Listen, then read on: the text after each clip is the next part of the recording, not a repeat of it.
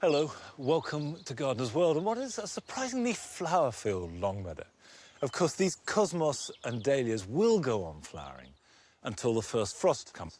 But because they come from nearer the equator, they're not bothered by the decreasing light and the shortening days. All they want is enough warmth. And they'll go on producing those flowers for at least another month yet.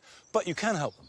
And the secret is to deadhead remorselessly. At least once a day, just go out and find a fading flower or one that's completely over, cut it off, and that will stimulate new buds. And you can see here that there are lots and lots of buds waiting to open. So just keep deadheading, hoping there's no frost, and the flowers will keep coming. This week, Joe meets one of his comic heroes, Griff Rhys-Jones, and is taken on a tour of his garden. One of the things about having a big garden is you can plant things and forget about them. You know, you're walking around the corner and, 2 years later, and you go, whoa, look at the size of that! Wow! And Carol continues her journey of botanical discovery.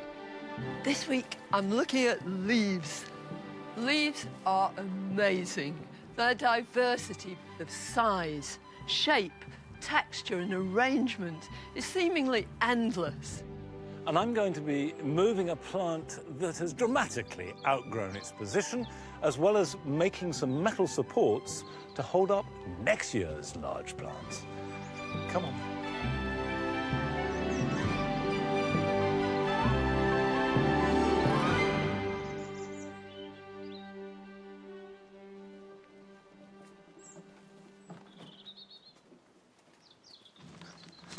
Six months ago, this wildlife garden was certainly wild and certainly no garden at all. It was abandoned. But I've put in a pond, we've got a border designed to attract as many bees and insects as possible. And the general idea is to get as rich and as varied an amount of wildlife as possible into a space that is also good for human beings. Also a nice garden, because the two needn't be, in fact shouldn't be, incompatible. Now, I've extended it out and dug a border along here, which was just a rough verge under the hedge. But what happens if you dig a border like this and don't plant it? It very quickly will fill up with weeds. In fact, you can see on this side, which has only been dug a week or so, already the weed seedlings are starting, and by next spring, that would be just a thicket. Now, to encourage wildlife, I want to get cover, ground cover. And ground cover does a number of things. It's really good cover for small mammals, for insects, for birds that get in amongst it. And not only suppressing weeds, but it can look good through which other plants can grow. I've got a selection of really good ground cover plants here. Nothing fancy, nothing difficult to buy, but they do the job and they do it well for both wildlife and gardeners. Now, to start with, perhaps the most basic of the lot, common ivy, Heterohelix. And ivy grows very well horizontally as well as vertically. And of course, the beauty of it is it will grow in really quite deep, dry shade. So I can put it quite far back in the border. And underneath these paracantha, and you can see the berries are beginning to turn colour. These will turn a much more aggressive orange as the weather gets a bit colder. Now, I've got two types of vinca. I've got vinca major here with the familiar blue periwinkle flower. And this will grow fairly substantial. It forms sort of low curving hummocks that will spread out, really good at covering ground, and also particularly good for wildlife because there's room for sort of animals as big as a hedgehog to get in underneath it. And then vinca minor. Now, this is one of my favorites. This is vinca minor atropurpurea. And the flowers are a lovely plum purple. So really good plants. Tough, they'll grow in shade, they cover the ground, and they're pretty. If you're buying ground cover plants, you need enough to cover the ground. It makes good sense to buy small plants and buy a batch of them. Buy half a dozen of those often is much better value than buying one or two larger ones. Now, don't mind me, Nigel. We'll plant around you, shall we? Don't lie on it. You're not meant to be lying on the border. Oh, well, I suppose he'll suppress the weeds. This is Amygloides robii. It forms a fairly dense canopy. and that stops the light getting through and suppresses the weeds. Now, this is a geranium that I've not grown before. Hardy geranium, of course. It's Geranium macrorhizum spessard. And the great thing about it, as well as growing in dry shade and having lovely little white flowers, it's got aromatic leaves. Almost fruity. It's deciduous, and hardy geraniums are really tough and flexible. Right, I can start to plant these up.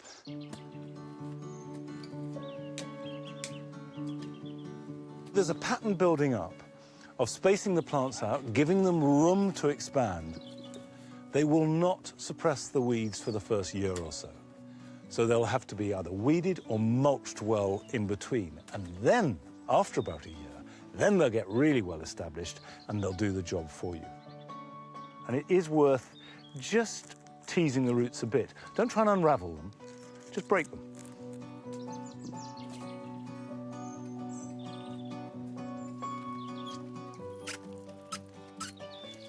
Just because these are generally tough plants doesn't mean that they shouldn't be planted properly, watered in well, and will have really good ground cover that will look good and be great for wildlife. And the foliage will form a lovely mat across the ground. And talking of foliage, Carol, who's been looking at the botany of plants over the last few weeks, has now arrived at their leaves.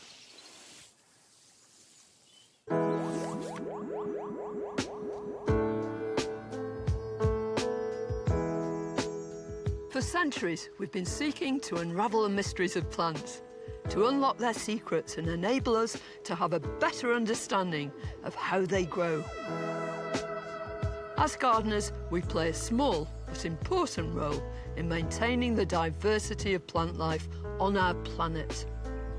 Yeah, we grow plants because they're beautiful and for our enjoyment. But if we learn more about their botany, it can help us all become much better gardeners.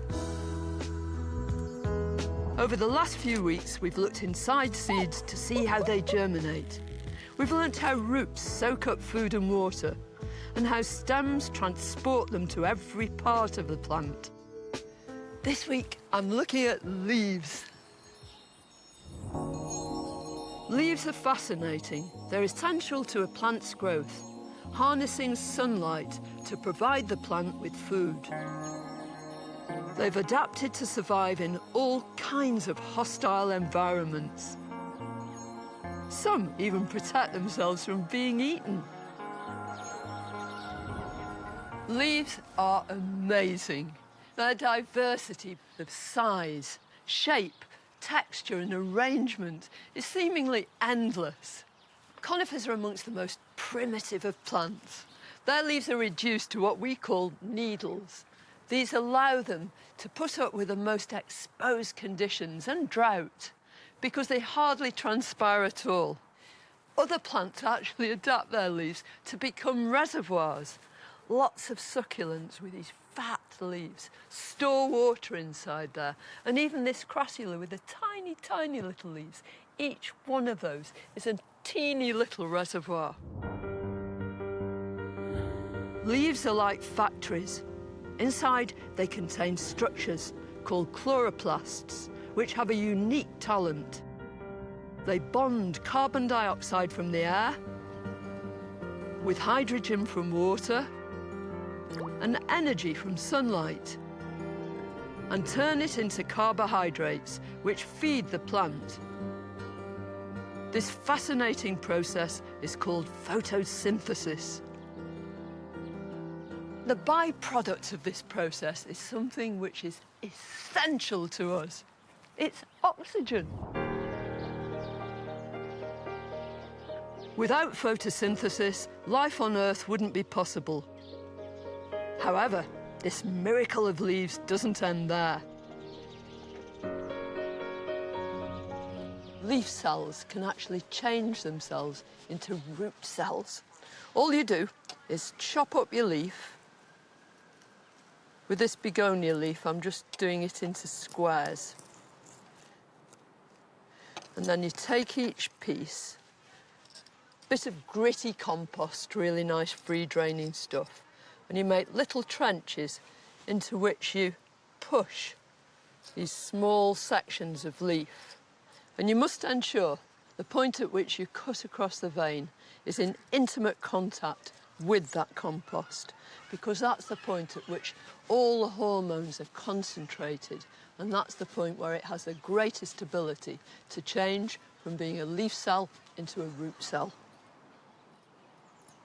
When a leaf is detached from the parent plant, the hormones instruct its stem cells to change identity and start making root cells. It's a clever way by which plants like begonia and streptocarpus can increase their chances of survival. Eventually, after a few weeks, tiny, tiny new leaves will begin to emerge, new shoots and small roots too. These leaves are so clever. In the autumn, leaves of deciduous trees frequently dazzle us with their vibrant colours. And this colour change is a sign that a tree's getting ready for winter. Chloroplasts in the leaves contain chlorophyll. That's what gives leaves their green colour.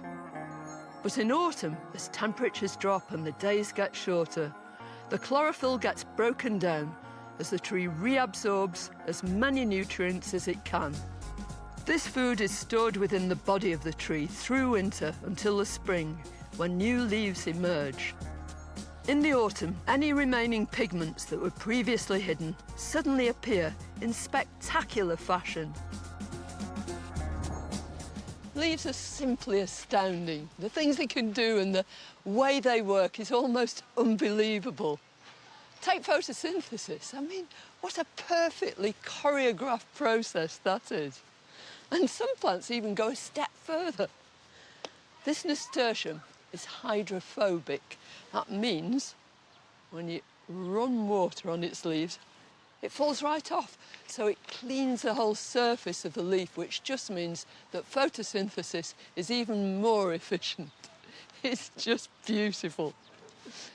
Next week, we're going to be looking at the private parts of plants, their flowers. Meanwhile, I'm having fun with this.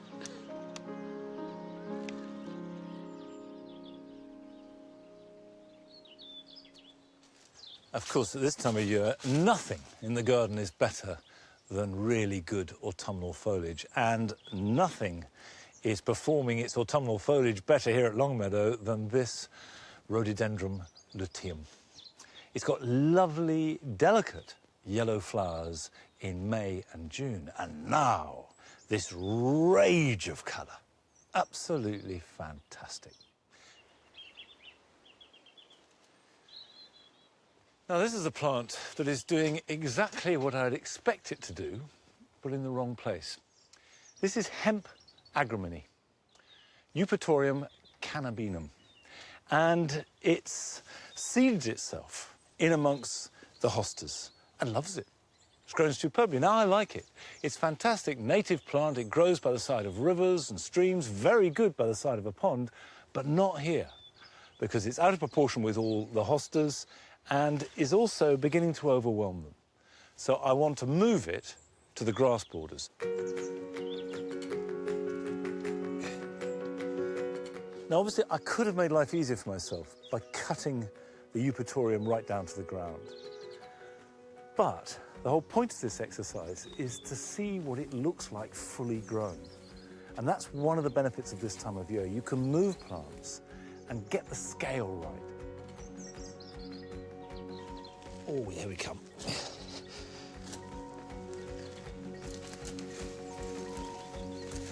There we go. I don't even know if I'm strong enough to lift it. There we go.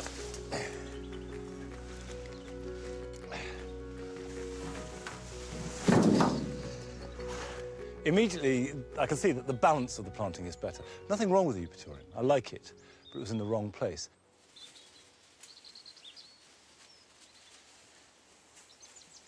Not the most elegant way of moving plants, but I think it will work.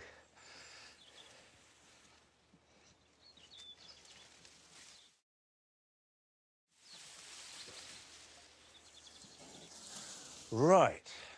Let's see if it likes its new home. These are the grass borders, and of course everything here is big. This time of year, it's absolutely at its best. It's tall, everything's vertical, it's not spreading sideways, and I think the hemp agrimony will look good here. But I won't know till I see. I've dug a hole, I think it's big enough. All right, let's get this out without doing my back in forever. Here we go. There we go. What does that look like? Well, it certainly doesn't overpower its neighbours.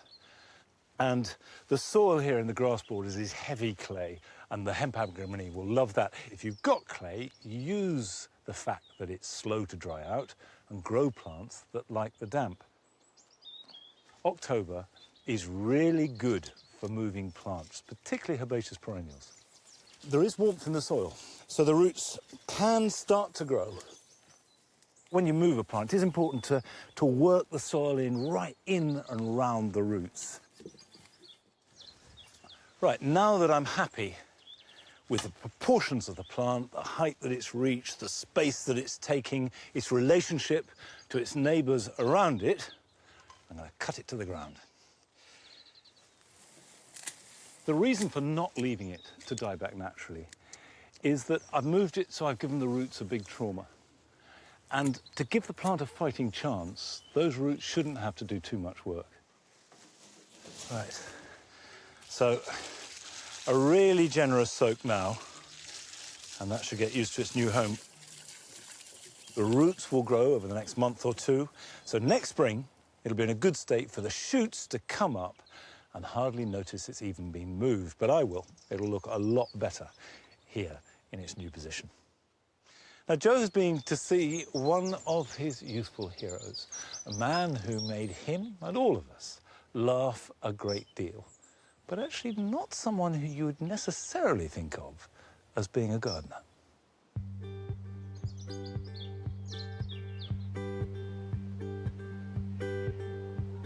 Griff Rhys-Jones kept me so entertained during my youth with classic British comedy like Not the 9 O'Clock News and Alas, Smith and Jones. Now, we know he's a very funny man. He's a very bright man too. But is he a good gardener?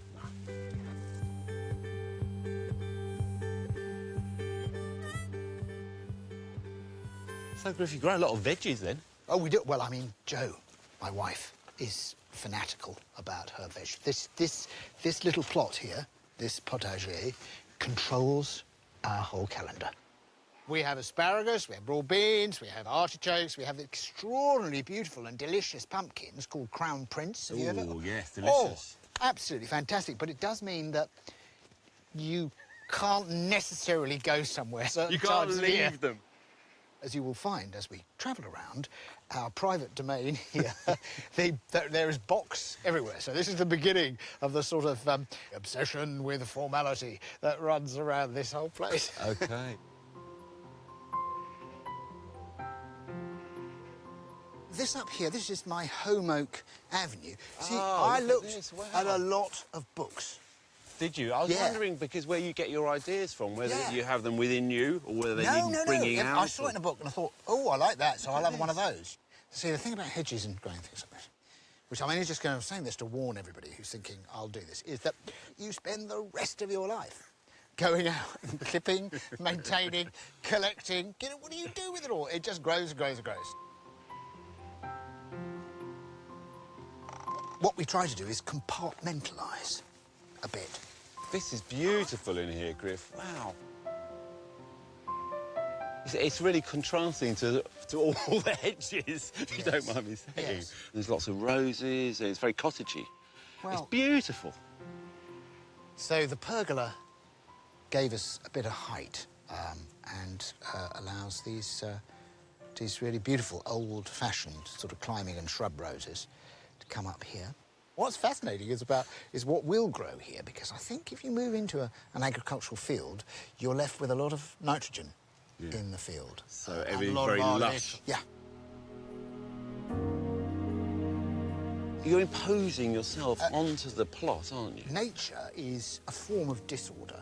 Man is about rationality and lines. So if you make a very structured, rational, mathematical pattern, and then allow the profusion to go through it. But I think a lot of people in a garden like this, in a very rural setting, would be tempted to just be a bit haphazard and a bit all over the place, and I really like the way you've imposed. Do you think it's quite a male thing? Maybe. The truth is the house, which we'll come to up here, was built in 1700. That's what gardens were like. They were not places that people joined with nature.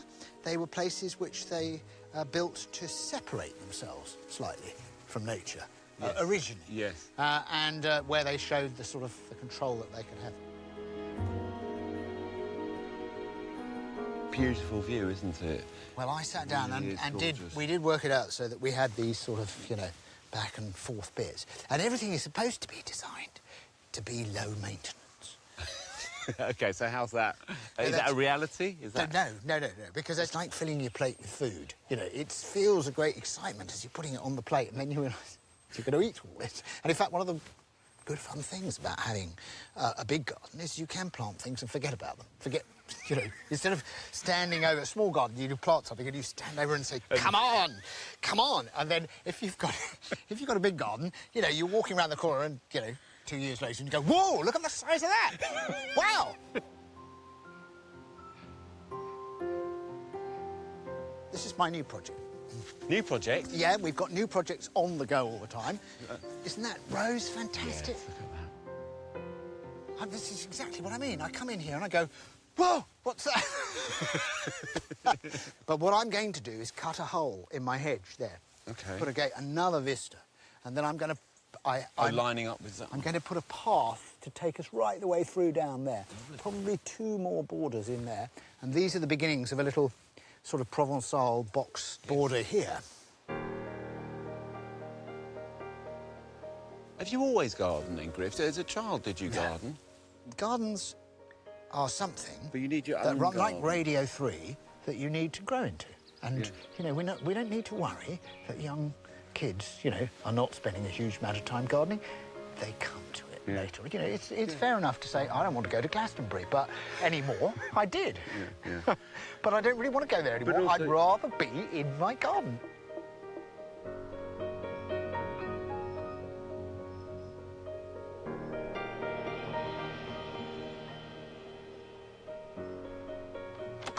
I get the sense that Griff and his wife Jo have had a lot of fun making this garden.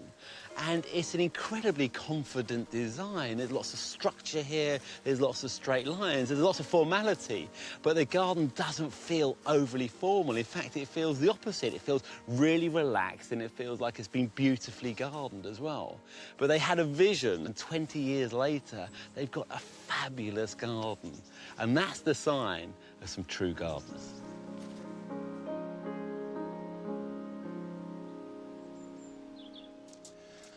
I do completely agree with Griff that a little bit of order, man-made formality, which then can contain exuberance, is the perfect mix for a garden. But even exuberance needs a little bit of support from time to time.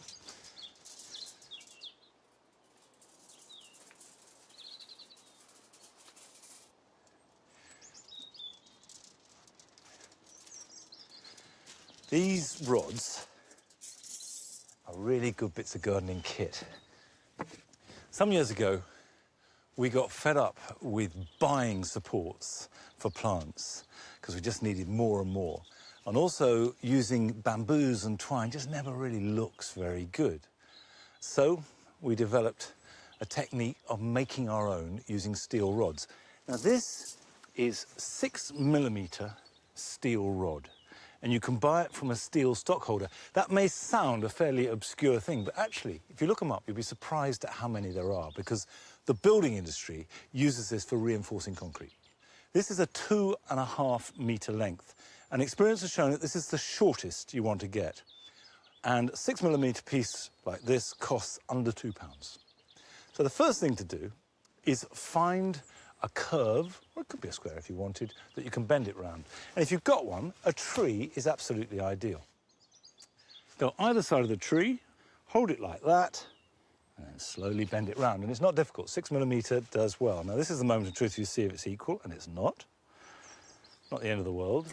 So what you have is a sort of croquet hoop. Now the clever bit. You need a couple of boards. Scaffolding board will do fine, of any kind. Then put your bent croquet hoop over the top. Stand on it to hold it in position, and then just bend it upwards.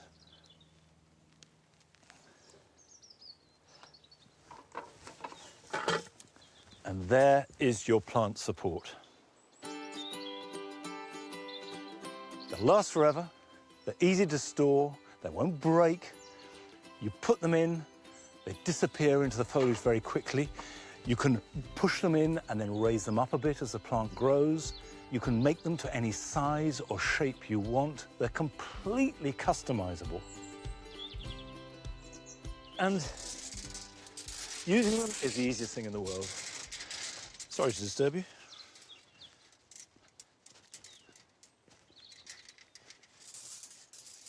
The two straight ends simply stick in the ground. So you've got a dahlia flopping all over the place here. This is Rothsay Reveller, and it's been revelling this year like nobody's business. And you can adjust them. You don't want the plant to just feel as though it's cramped up, but at the same time it wants to be held up, particularly this time of year, when you want to enjoy every flower possible for as long as possible. And it's as easy as that. So I reckon that's a job you could perhaps do this weekend, and here are some others. Forget-me-nots set seed profusely, but not always where you want them to grow and flower next spring. However, don't waste them. Dig them up, put them into pots or seed trays, put them to one side, and then when you're ready to plant them out, you can do so later in autumn. Although your fig tree may be smothered in green fruits, none of them will ripen, and any bigger than a pea should be removed so that they don't sap the tree's strength and possibly affect next summer's harvest. And the fruits that you will eat next year are tiny pea-sized ones growing in the axil between the leaf and the stem. If you sow some broad beans now, you can get an extra early harvest next spring. If you've got free draining soil, you can do this direct into your veg plot. But if, like me, you're growing on heavy clay, it's better to grow them in pots of compost. Put them somewhere protected, water them, and let the plants grow over winter, ready to put outside next spring.